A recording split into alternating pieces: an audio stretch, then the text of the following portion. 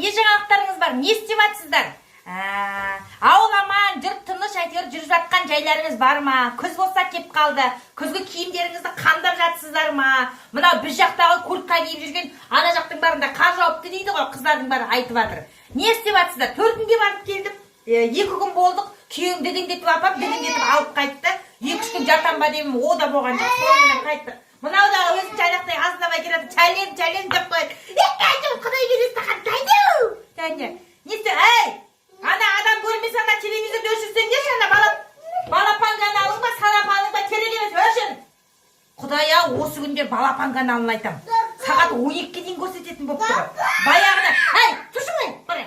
Баяғыда деймін да, 10-ға дейін көрсетіп 9:30-10-да жатып қалатын еді.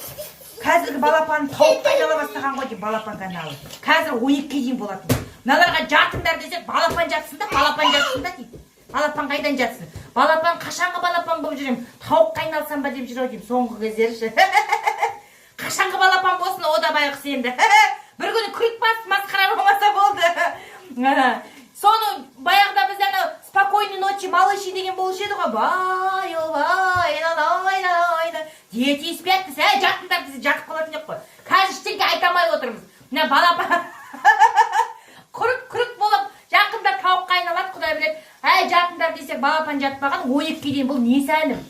Нағып тегі балалардың арнасы 12-ге дейін жұмыс істейтін болған, соны айтамай отырмын. Бұл нағып сағат 9:30-10-да жатқызбайды бұны. Бұның не сәлім, бұның балаларға, бұның қажеті не соншалықты 12:30-1-ге дейін жүрудің не керегі бар? Соны түсінбедім мен.